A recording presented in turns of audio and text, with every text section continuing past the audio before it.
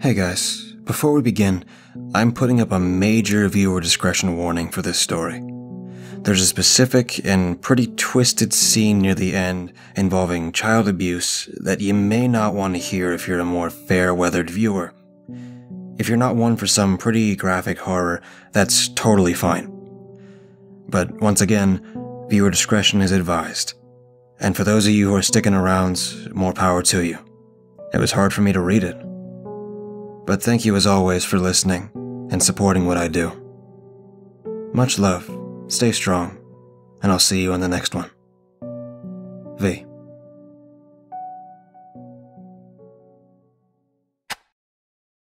After divorcing my husband, I knew being a single mother would be no easy feat, but I overestimated myself as well. My daughter is my world, but God, she can be a terror. I can't handle any more of the Monday through Friday morning tantrums, and I couldn't help but feel guilty when I'd be leaving her at school an hour after dismissal because I couldn't get off of work on time. So when I got the letter in the mail, I had to see if it was something worth trying. I found it in my mailbox on a Friday afternoon on my way home from work. It had already been a bad day, but if my daughter gave me a problem, I would have snapped. Upon entering the mailbox, I noticed an envelope that was addressed to me, the shipping address of a company that I could no longer publicly name due to legal reasons. I tore the letter open as I stepped inside, tossing my keys onto the kitchen counter. Unfolding the letter, I began to read it. Greetings, Schneider household. We at strive to push the boundaries of technology as our society makes way towards a bright future, and families like yours are our priority. I raised a brow as I continued to read. That's why you've been randomly selected to be given the chance to receive an early prototype of the newest invitation. The CareBot. CareBot is a groundbreaking new technology in robotics. A handy robot that will assist you in all of your needs. I let out a slight scoff as I read, feeling like I was getting scammed. Including, but not limited to, household cleaning, food stocking, and childcare. Then, my attention was really grabbed. A robot that could take care of my child for me. I was ready to hand over a suitcase of cash. After skimming through the rest of the letter, it ended with a phone number to call if I was interested in the offer. "Mommy," my daughter exclaimed as she trotted downstairs. "Hi, baby," I gestured as she wrapped her arms around my legs. I smiled weakly as I caressed the top of her head with my thumb. I couldn't help but feel guilty, acting like she was such a burden. But I wanted to be able to admit that it wasn't easy, and I shouldn't have felt so guilty for considering the option. So whilst my daughter was playing upstairs, I picked up the phone and dialed the number. I thought to myself, what the hell am I doing? As the phone rang. "You've reached the doctor. I'm Ramona. How can I help you?" "Hi. I got a letter in the mail about an offer, about the robot." "Oh, our CareBot. Congrats on your selection." Thanks." "Are you calling to accept the offer?" My lips parted to speak, but my throat knotted, blocking the words. "Ma'am, are you there?" Yes, sorry." "Are you accepting the offer?" Yes." "Perfect. I'll just be needing to ask you a few questions." About what?" "Just about residents. We collect statistics about the kids of households that receive our products. If you don't want to participate, you can reject it." No, that's fine." "Alrighty. How many children live in your household?" 2. What's your average yearly income? 40,000, I think. Do you own any other household items produced by Rebecca? No, I don't think so. All right. Her keyboard clicked over the phone. She continued on, asking me for my state, address, zip code, etc.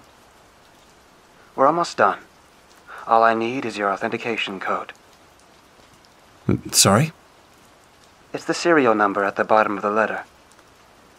I lifted the paper, my eyes scanning it. When I spotted the numbers, I recited them to her. Perfect. We're done. So, what now? In the next few weeks, you should receive your CareBot. Make sure to be home at time of delivery. You'll need to sign for it. Got it. Do you have any other questions? I had a million questions. No, thank you. Of course. Thank you for helping the doctor advance into a tech-filled future. Have a nice day. Thanks. You too. I put the phone down and sighed deeply, staring down at the letter. Mommy, I'm hungry. My daughter cried as she waddled into the room. Yeah, baby, I know. Mommy was busy. I kissed the top of her head as I walked over to the fridge, pulling out a package of frozen chicken nuggets. Tossing them into the hot oven, I stood as I drowned in my own thoughts. I thought about what this robot would be like. Would it have a personality? How capable really is it? Is it even real? Did I get scammed? So many questions that wouldn't be answered until it arrived. 2 weeks later, my doorbell rang. When I opened it, I was stunned to see a crate towering over me, a fragile sticker on it. A mailman peeked his head around it. Delivery for Rosemary? Yeah? Sign here. He handed me a pad of paper that I signed like a doctor. Should I leave it here? Actually, could you move it into the garage? He nodded, wheeling it over. Thank you. I waved as he walked off with the dolly. After closing the garage door, I turned to the crate and stared at it. It was so much bigger than me. I wondered if the robot would be that tall. The only thing left was to find out. So I searched around the garage, pilfering through the tools my husband left behind. I pulled out a crowbar and began prying the front of the crate open. With each nail pulled, my heart pounded harder and harder. When I was done, I carefully dropped the piece of wood to the ground, packing peanuts pouring out. As they pooled around my feet, I looked up and into the box, finally seeing it. It stood still, its back straight. Its skin was a smooth porcelain silver, its shape the one of a woman. Its eyes appeared to be deactivated lights, ones that seemingly would power on when it was charged. Feeling oddly hesitant, I stepped closer to it. The garage light reflected off its polished body as I stood eye to eye with it. My arms trembled as I weakly attempted to lift it, almost breaking my back in the process. With my arms around its back, I suddenly felt a piece of paper. Grabbing aimlessly, I ripped off a taped pamphlet. Flipping through it, I quickly read through the directions on how to turn it on. It said the charger was stored in its back, and it would turn itself on. Reaching behind it again, I removed a panel and pulled out a charger. It just reached the outlet, the cord stretching against the edge of the box. Then a red light began to fade in and out of its chest. I assumed that meant its battery was low. The pamphlet said it needed at least 2 to 3 hours to charge, so I went about my day and left it alone. Around dinner time, I was placing a plate in front of my daughter as I noticed her eyes locked onto something. Honey, you okay? Who's that? I looked over, holding in a gasp, as I saw it standing in the doorway. Its glowing white eyes turned to us as we stared back at it. Then, it stiffly walked towards us. Hello, I am CareBot, your personal household assistant. What is your name? It looked at me, waiting for my answer as I stood silent. Rosemary. Nice to meet you, Rosemary. Hearing it repeat my name in its monotone voice sent a slight chill down my spine. "What's your name?" It turns to my daughter. Sarah, She said with a smile. "Hello, Sarah. Nice to meet you." nice to meet you too. I smiled weakly as I saw her bond with it. Do you have a name? She asked. "I do not. Would you like to give me one?" She turns to me, waiting for me to provide one. "You can name it." Kitty. She exclaimed. "What a great name. I am now Kitty." I chuckled as I watched her talk to it. I assumed it would terrify her. "Would you like to sit?" I awkwardly offered. "If you would like me to." I realized that it has no self-desires, so I'd have to order it to. Sit with me, Kitty. "Okay, Sarah." It walked over to the seat, its motors audible as it sat. "What are you eating?" It tilted its head. Chicken nuggets. They're my favorite. Chicken nuggets. Sarah's favorite food. Well, it kept her busy. I decided to get some errands done around the house. When she was done eating, I walked back into the kitchen. As my hand reached for the plate, its hand was suddenly on it first. "I have it covered," it said, lifting the crumb-covered plate. Thank you." It stiffly made its way towards the sink, and even managed to turn on the water on its own. It wasn't a flawless invention, but for an early prototype, it was impressive.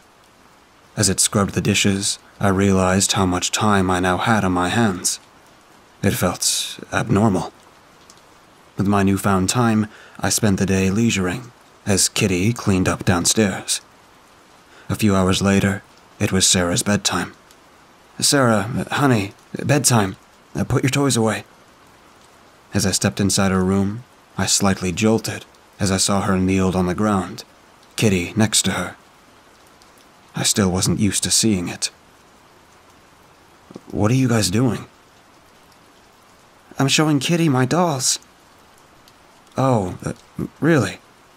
What do you think, Kitty?" "Child's entertainment is very interesting." "I'm glad you think so. All right, time for bed. Chop chop." I clapped as I turned off the light. She hopped into bed and waited for me to tuck her in. Before I could walk over to her, it stepped in front of me and pulled the blanket over her. I stood stunned as Sarah giggled. "Good night, Sarah." Good night, Kitty. I followed it with my open gaze as it walked over. Turning back to my daughter, I kissed her forehead. "Good night, baby." Good night, Mommy. After closing the door, I looked up and jumped at the sight of it standing in the hall. "Sorry for frightening you." "It's fine." "Would you like me to take care of anything?" No. I slipped past it and made my way towards my bedroom. I struggled to fall asleep that night. I imagined it hanging over me with a butcher's knife.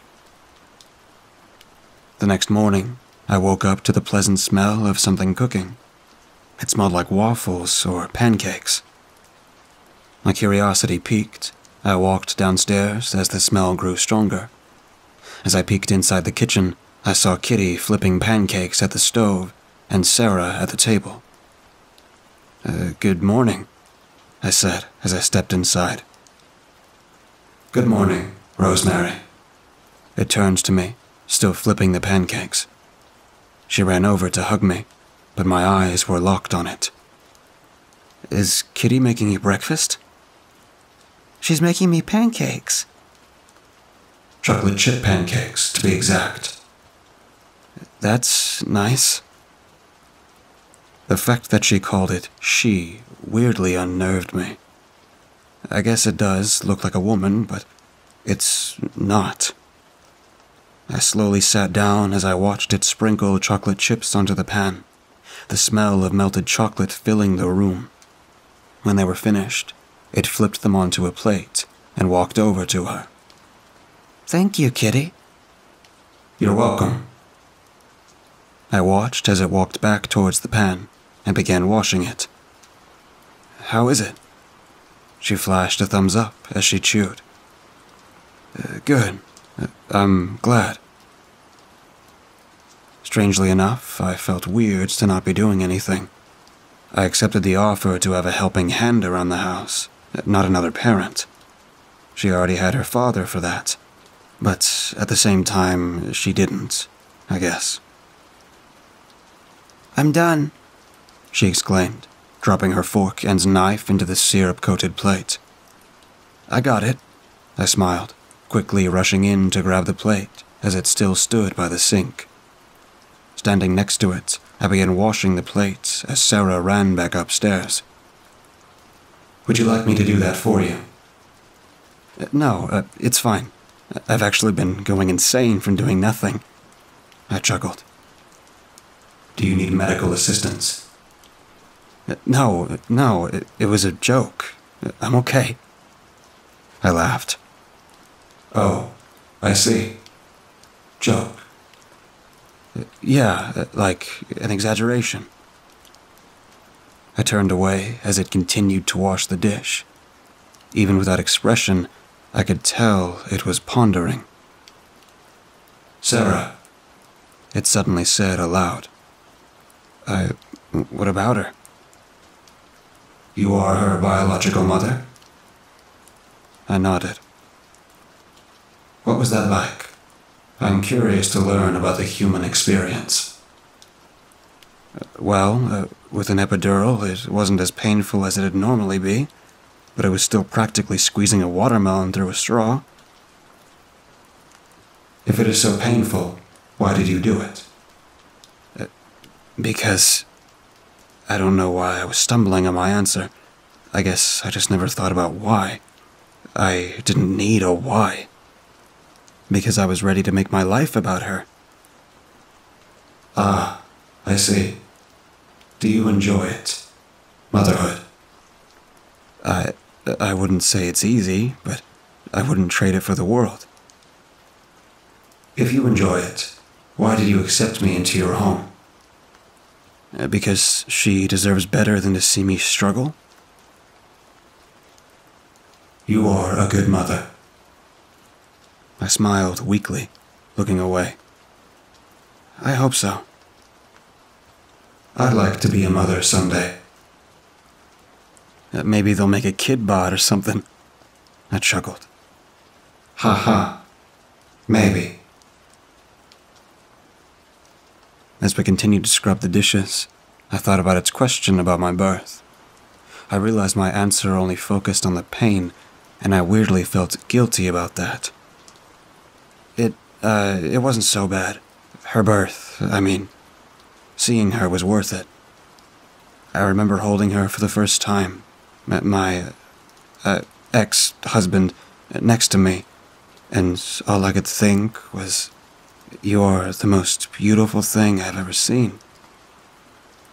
I smiled as I stared off, remembering her tiny face and tiny fingers that wrapped around mine.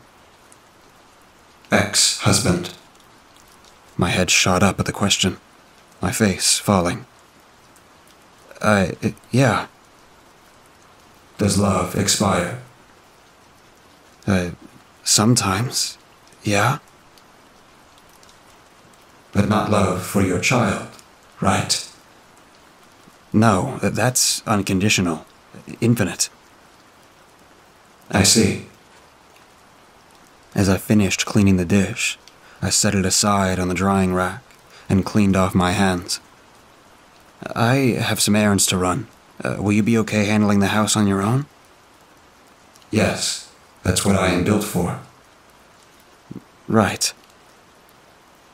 I walked towards the upstairs steps after slipping my shoes on. Sarah, Mommy's going out. I'll be home soon. Okay. Truthfully, I felt anxious about leaving her home with it. but it seemed harmless. All it really knew how to do was cook and clean. So I brushed the anxiety away and got some errands done. When I got back home, I first noticed Sarah sitting on the table as Kitty placed a Band-Aid on her knee. "Hey, baby, are you okay?" Yeah, I fell off my scooter. "Oh, hon." But Kitty patched me up. I glanced over at it as it pressed down on the adhesive. "All done." Thank you, Kitty. She sprang up and ran back outside. Then it began following behind her. I trailed behind them, watching her hop back on the scooter. Watching from the front door, it watched as she rode back and forth down the sidewalk. The wheels light up too, I heard her excitedly exclaim. "Very cool." I smiled weakly, then shut the door. I felt stupid for even feeling it, but I was jealous of a robot. I'm glad she likes it, but it felt like she liked it more than me. Dealing with my own issues and trying to be good enough for her was getting harder to do simultaneously. On Monday, I groggily woke up, preparing for a fight to get her to school. As I wiped my eyes, I dragged my feet towards her bedroom. "Sarah, honey, it's time for school." I opened the door, and to my surprise, her bed was empty. I glanced around the empty room, feeling puzzled. "Sarah?" I called out as I walked down the hall. I looked down the stairs and saw her at the bottom as Kitty tied her shoes. "Hey, you woke up early?" Yeah, Kitty made me breakfast again. "Oh, that's nice." "Okay, let's go," it said. "It's fine, I can take her." "Get some extra sleep. I can transport her to school." Its persistence was starting to get on my nerves. I trotted down the steps and approached it, our eyes meeting. "I can take my daughter to school."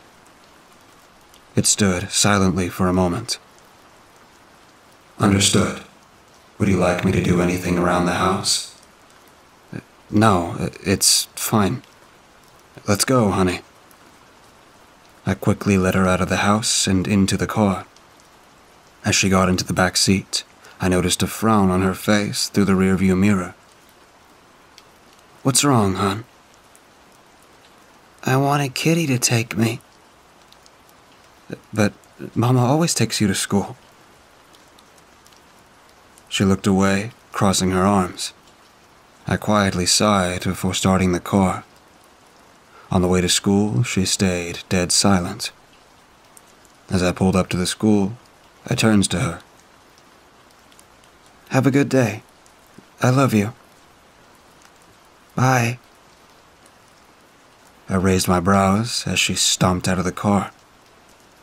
Wow, I wasn't expecting the teenage angst to start so soon. After spending a stressful day at work, I sped back to the school to make sure I picked her up on time. But, as usual, I was late. When she got back in the car, she still had that scrunched look on her face. "Hey, hon, how was your day?" You're late. I know, I'm sorry. I got stuck at work." You always do. "Yeah, well, adult stuff is a lot." Kitty doesn't have adult stuff. I pursed my lips as I held myself from screaming. "That's because Kitty is a robot." She crossed her arms again, turning away from me. I rolled my eyes and started the car. Once again, the ride was silent. When we stepped inside, I noticed Kitty standing in the kitchen, scrubbing a counter. She turns to us, walking over. "Hello. Welcome home." "Hi." Kitty! She exclaimed, running over to hug her. How was your day at school? Good. I am glad. All right, honey, go do some homework. I patted her backpack as she ran upstairs. As I set my keys down, it turned to me. Rosemary, I was meaning to inform you that I disposed of your wedding ring. For a moment, I couldn't tell if I had processed the words correctly. I slowly turned to it, my brows furrowed. I'm sorry, what? I disposed of your wedding ring. I figured it wouldn't be of any use anymore, and it was cluttering the household. My eyes were wide, and my jaw dropped. What? Why? I said don't do anything while I was gone. I am a household robot. It is my job. Yeah, it's your job to cook and clean, not throw out my personal belongings. That was my wedding ring. But you said love expired, right? I scoffed as I looked away, holding back tears. It's a lot more complicated than that. What is complicated about it? Help me understand. My blood boiled with every word it said. I couldn't tell if it was actually that stupid, or if it was just pushing my buttons. Before I exploded, I stormed off with my fists balled. I slammed the door behind me and pressed my back against it, taking in slow breaths. I quickly wiped away flowing tears as I tried to keep myself together. I couldn't believe it threw out my wedding ring. It felt personal. Robots aren't supposed to have feelings, but it felt like it was getting just as jealous as I was. Then, I spotted the letter that I left on my bedside table. Acting on impulse, I rushed over to it and began dialing the number. I anxiously chewed on my lip as it rang. Hi, you've reached the doctor. This is Ramona. How can I help you? Hi, I called a few weeks ago about the CareBot offer. What's your name? Rosemary Schneider. 1 second. I listened to her keyboard click as I waited. Ah, yes, found you. It says your clever bot was delivered a few days ago. Did it not arrive? No, it did. Oh, perfect. Are you calling to report a malfunction? Actually, I'm calling to return it. Is that possible? I'm sorry, but there's no return policy in our fine print. But if something is wrong with your unit, you can report it to our development team. Great. That's all right. Thank you. Have a good day. You too. I slammed the phone down and brushed my hair back. Rosemary. I yelped and whipped around, realizing it was standing in the doorway. Yes? Are you feeling all right? Yeah, I'm fine. Are you sure? Yes, I'm sure. I'd like to be left alone right now, please. Understood. As she closed the door behind her, panic set in. If she heard that conversation, I was doomed. That night, I could barely sleep. And when I did, I kept one eye open. Then, the next morning, as I was getting Sarah ready for school, the doorbell rang. Could you finish tying her shoes? I hesitantly asked Kitty. Yes, of course. When I opened the door, there was a man on my front porch.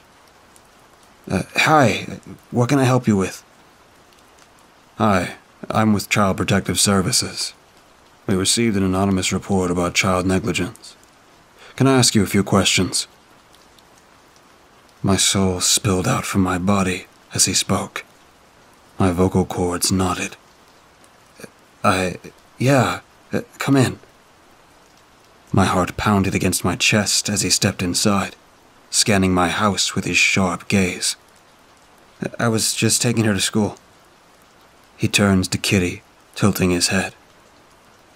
This is CareBot? Yeah, just got it. Huh. Seen a few of those.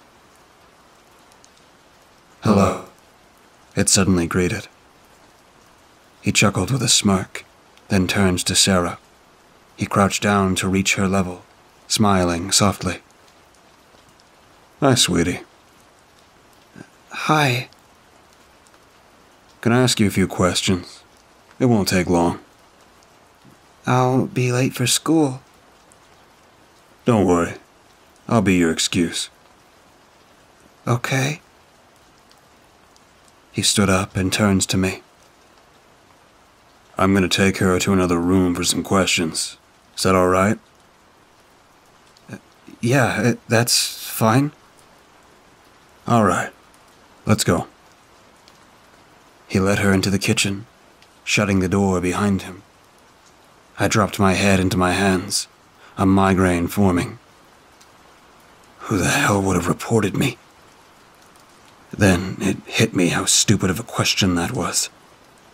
I slowly turned to Kitty, who stood aimlessly. I was ready to rip its wires apart and have its head on a stick. I paced back and forth about what questions he'd be asking her and what her answers would be. This month has been so stressful. I never wanted her to feel neglected. Then my head whipped around to the door as it opened. She ran back to me, wrapping her arms around my legs. Hi, baby. All right. Now may I speak to you?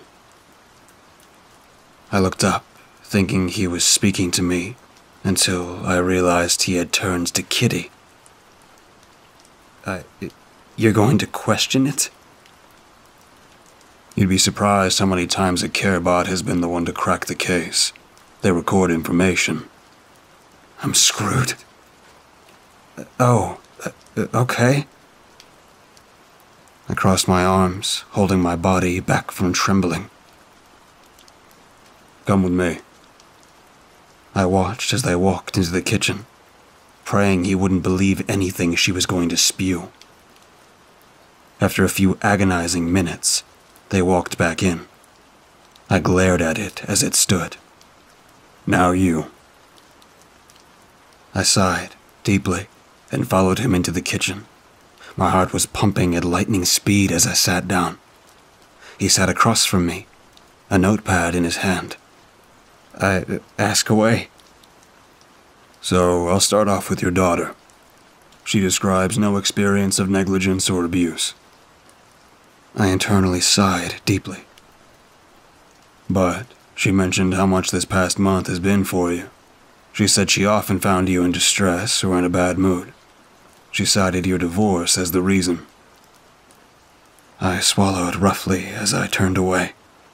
It's been a rough month, that's all. When did you and your ex-husband divorce? We, actually haven't signed the papers yet. Sometime soon, though. I crossed my arms as he jotted down on the notepad. Was it an abusive relationship? Did he ever hurt you or your daughter? No, it just wasn't working anymore. All right. So, I also interviewed your CareBots. Kitty, was it? I nodded. Does mental illness run in your family? Excuse me? My brow furrowed. Kitty detailed a conversation where you confided in her with the information that you feel you are going insane and that being a single mother is too much for you. Have any family members of yours experienced things such as depression, anxiety, bipolar disorder? No. You got it all wrong. It was just a joke. It didn't understand what I meant. All right. Calm down. You're saying she misinterpreted it. Yes. Okay. I looked away, trying to stop myself from hyperventilating. I worried he wasn't believing me. She also detailed an afternoon where Sarah was injured and you weren't home to be around. She explained that her prototype version wasn't programmed for medical care, so she had to do the best she could. My jaw continued to drop as my eyes widened. It painted me as such a villain. "Stop saying she. It's not a person," I exploded. "Miss Schneider, do you need a minute?" My jaw trembled as my eyes darted around. I was borderline spiraling. I'm fine. I apologize." "It's all right. I know how stressful this can be. I just want to get to the bottom of this." I took a deep breath and composed myself. "That did happen, but not the way it's saying. She scraped her knee while riding her scooter. It happens. Kids scrape their knees. Kitty put a Band-Aid on her, and she ran back out like nothing happened." "And why weren't you home?" "I was running errands." He continued to jot things down. I attempted to peek at what he was writing, but couldn't. Kitty said that in the fine prints of her, its pamphlet, it says that leaving the prototype version alone with a child for a prolonged amount of time is not recommended because it is not fully developed. It didn't mention that to me when I left. It was fine watching over her." "So you didn't read the fine print?" "Who reads the fine print?" I rubbed my temples as nausea churned my stomach. As we finished writing, he flipped the notepad shut. "All right, I think we're done here." "You can't let it do this to me. I swear to God, it's out to get me." "The robot is out to get you." "Yes." As the words left my mouth, I realized how crazy I sounded, and that definitely didn't help my case. "Look, to me, you just seem like a stressed mom, but I'm going to have to schedule a follow-up checkup." "What? Why?" "It's just protocol, ma'am. If you're not guilty of anything, it won't be a problem." I understand. "Thank you for your cooperation." I followed him back out, noticing Kitty and Sarah sitting on the steps. "Hope I didn't take up too much of your time. Have a good day." He waved to everybody. I shut the door behind him and leaned against it with my arms crossed. I stared down at my feet as I felt my world crashing down. I already lost my husband. If I lost her too, I didn't know what I'd do. Can I go to school now? Breaking out of my train of thought, I looked up at her. "Yeah, come on." As we stepped out the door, I quickly glared at Kitty, who stayed silent as it stared back. After dropping her off at school, I paused for a moment, keeping my car parked. I took a deep breath as my grip on the steering wheel tightened. I was feeling so much at once, but one thing I knew for sure. It needed to go. So as I drove home, I attempted to devise a plan. As intelligent as it was still a robot. It's slow and defenseless. It'd be easy to take out. I then decided the time to do it was now, while Sarah was in school. I'd just tell her that Kitty was defective and it had to go back to the factory.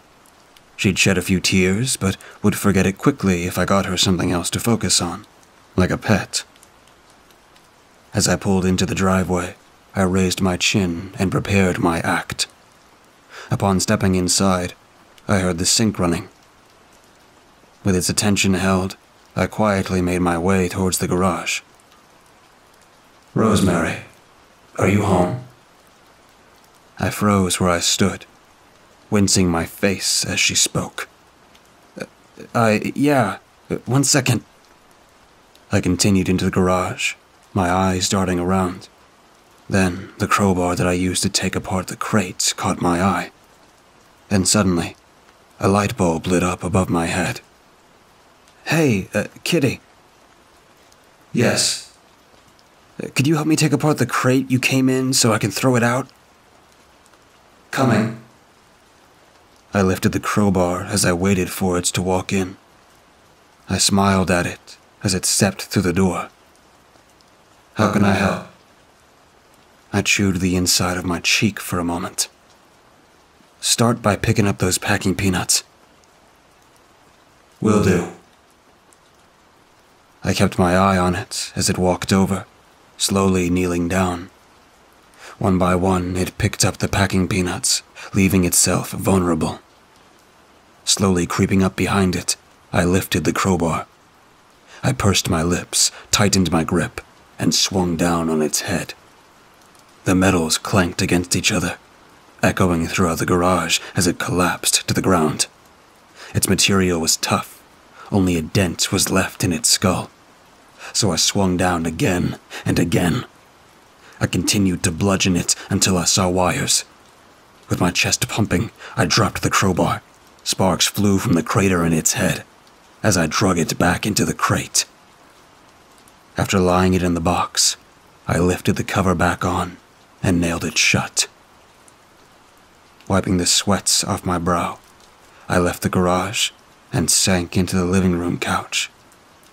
It was finally gone. Its twisted mission to get rid of me failed. With little time to rest, I quickly got ready for work and got there before I was late.